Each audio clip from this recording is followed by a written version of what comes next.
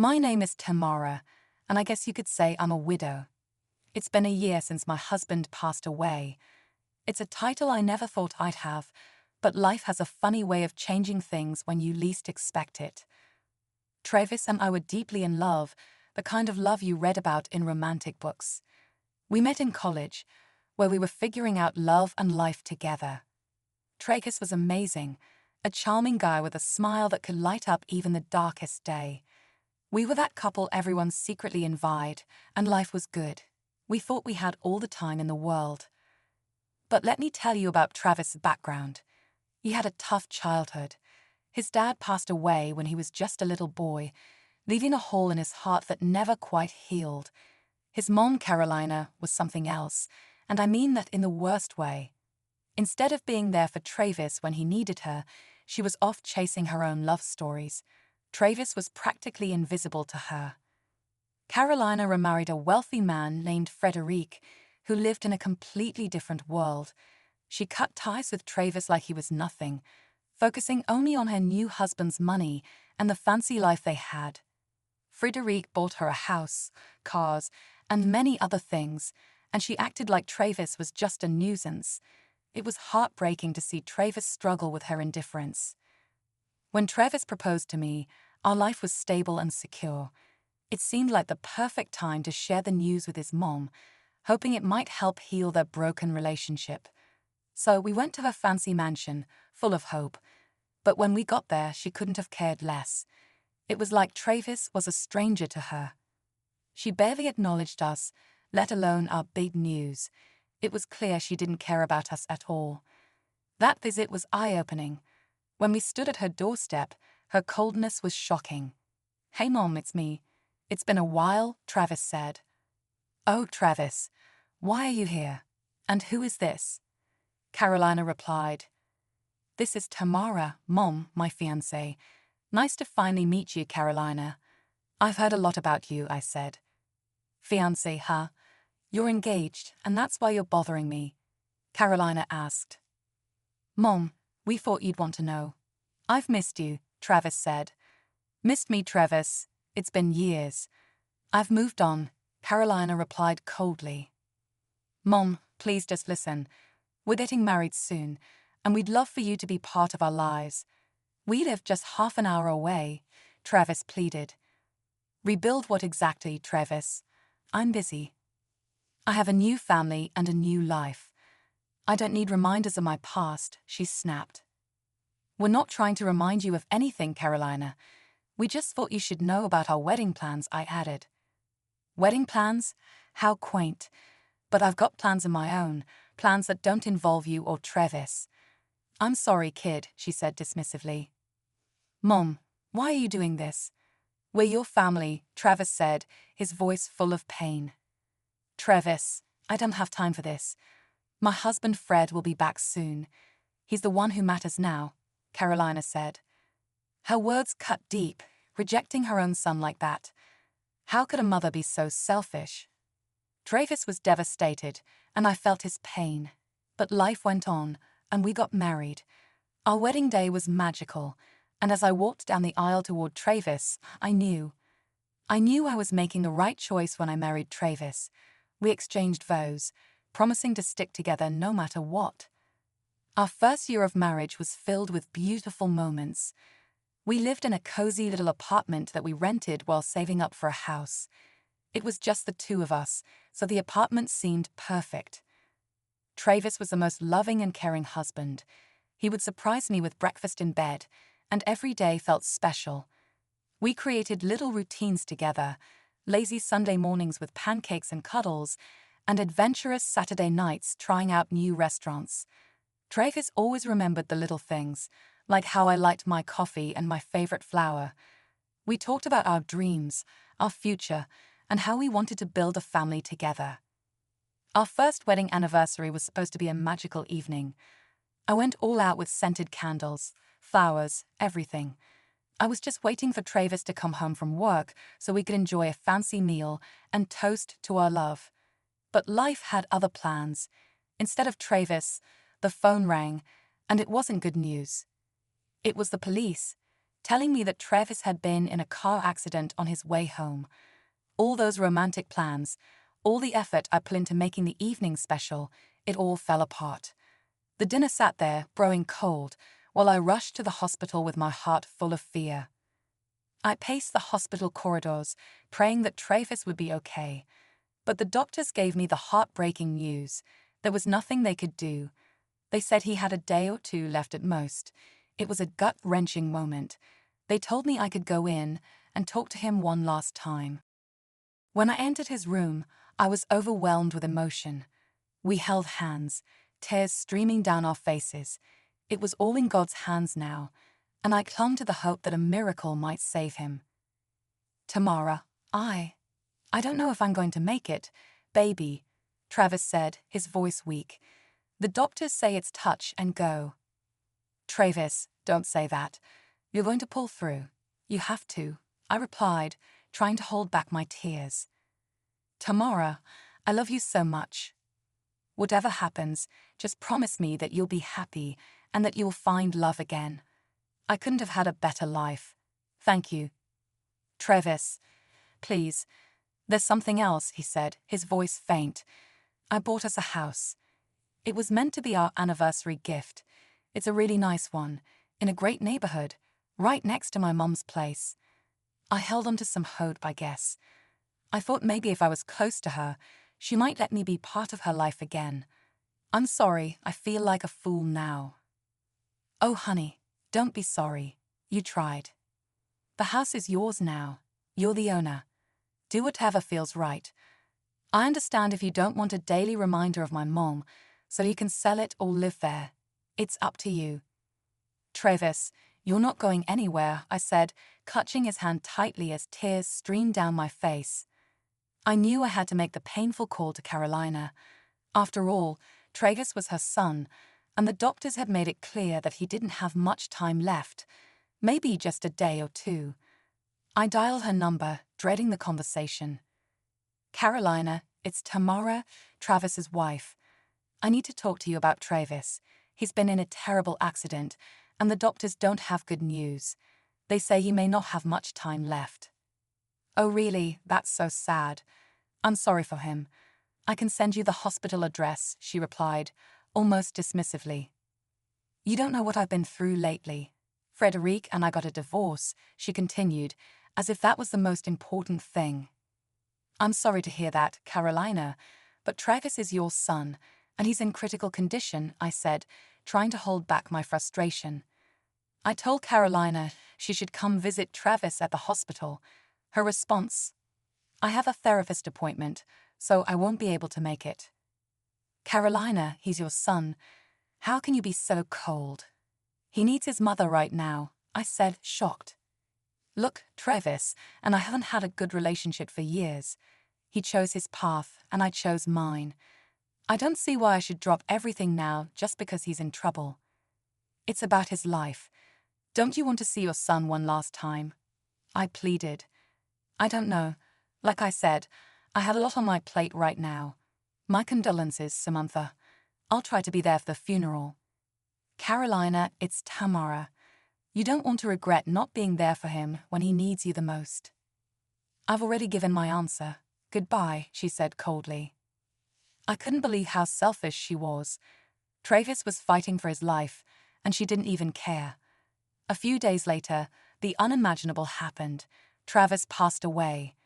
It was a gut-wrenching moment that left me numb and lost. Surprisingly, Travis had a will in place, and he entrusted me with making arrangements for his funeral. In his will, he left me some of his assets, which was both comforting and heartbreaking. Even more surprising, he left a decent amount of money to his mom, Carolina. As for the new house, it wasn't mentioned in the will, but the seller had already transferred it to my name, so it was mine completely. Dealing with Travis' death was incredibly difficult, and I couldn't handle the funeral arrangements and paperwork on my own. That's when I turned to my sister, Kelly. Without hesitation, she said she'd help me through it all. The day of the funeral finally came, and it was as gloomy as our moods. Friends, family, and everyone who knew Travis gathered to pay their respects. It was a tearful service, with people sharing stories about him. Amid all that sadness, I couldn't help but hope to see Carolina there. But she didn't show up. I couldn't let it ruin the day, though. Grief had already taken a strong hold on me. After the service, we headed to the reception. People shared stories, gave condolences, and there was food. The will reading was supposed to happen during this time, and I had honestly given up on the idea of Carolina showing up. I was trying not to break down when, lo and behold, Carolina strolled in. "Thanks for showing up so early," I said sarcastically. "You've got quite the alcohol scent about you." "Just a few drinks with a possible future flame," she replied casually. "Seriously, you missed your son's funeral service for that." "Oh, come on, sweetie. I needed something to soak up the booze. I felt a bit queasy after all that." "Carolina, I can't believe you. You couldn't be bothered to show up for Travis' funeral, and now you're here drunk for the will reading." "Honey, I don't do funerals. They're such a downer. But I'm here for the important stuff," she winked at me. I couldn't believe the nerve of this woman. Despite Carolina's outrageous behavior, it was time for the will reading, so I gathered everyone around. As the executor, I took a deep breath and began reading Travis' will. The room was filled with hushed anticipation, and Carolina seemed particularly eager. "Ladies and gentlemen, as the executor of Travis' will, I'm here to carry out his final wishes. Travis left behind some assets and his thoughts on how they should be distributed. Additionally, Travis allocated a separate account for his mother, Carolina. In it, he left a sum of $5,000. $5,000? That's all he left for me? Travis, my boy, you truly were a poor soul, a loser even in death," Carolina sneered. Everyone was shocked by her cruel comments. "Carolina, this is not the time or place for such remarks. Travis had his reasons for what he chose to leave behind," I said firmly. "Seriously? Was he even a lawyer or just pretending? I can't believe he didn't have any property or savings and only had that little bit stashed away. It's like he was good for nothing. Looks like the poor guy died from poverty." "You're clearly drunk, Carolina. You should leave," I said, my patience wearing thin. "Oh, you bet I should leave. He was a lousy excuse for a son, and I don't want anything to do with him," she said as she stormed out. As the hours went by, I couldn't shake the memory of that messed up day. Carolina's heartless act at Travis will reading still stung like a bad hangover. My sister Kelly came over, and we both vented our frustration and sorrow about Carolina, who had shown no decency for her own flesh and blood. Time moved on, and I started thinking about the house Travis had bought for us. The idea of living next door to Carolina was unbearable. I couldn't stomach the thought. So, I decided to take matters into my own hands. I got in touch with the real estate agent who had been dealing with Travis's house purchase. Luckily, Travis hadn't completed all the paperwork before he passed away, so with the agent's help, I finally took the keys to the house. It was a bittersweet moment, knowing this was supposed to be our new home, but it was also a painful reminder that Travis was gone. One day, I gathered the courage to visit the house. As I walked up the driveway, emotions hit me hard. It wasn't just a house. It was a mansion, much grander than I had expected. Next door, Carolina's house seemed tiny in comparison. I didn't expect to see such a huge, beautiful place. As I walked through the door of what was supposed to be our new home, I couldn't stop thinking about the life Travis and I could have built together. The pain was unbearable as I explored every corner of the house, haunted by memories of what could have been. I realized that I couldn't live there without Travis. Determined to sell the mansion, I stepped outside. That's when I heard a familiar voice. "What are you doing here?" "None of your business," I replied. "Oh my God, there was no house here some time ago. Don't tell me you're the buyer of this place. It would be the biggest joke on earth with that little money your fiancé left you. Can't you feel any sympathy for your own son, who talks like that?" "Sympathy for that loser. I should throw a party instead." "Carolina, can't you cut the insults? Travis is gone. Show a little bit of respect." "Respect? Travis was a fool, just like his father. You and he made quite a pair. Her words hit me hard, not just because they were harsh, but because she was his mom. Her cruel comments replayed in my head, making the pain worse. So I decided not to sell a house after all. I was going to move into the mansion, not just to show off or compete with Carolina, but because I needed a fresh start. Maybe this was what Tragus wanted, so I decided to do it for both of us. Packing up my stuff from our old apartment was tough. Everything had a memory attached to it, a piece of Travis. I wrapped up his photos, his favorite books, and all the little things we had collected over the years. When I stepped into the new house, it felt like a dream Travis was supposed to be a part of. The day I settled into the new house, I knew what I had to do. I baked a batch of Travis's favorite blueberry muffins, put on a nice sundress, and headed next door to face Carolina. I wanted to give her the news myself. She opened the door.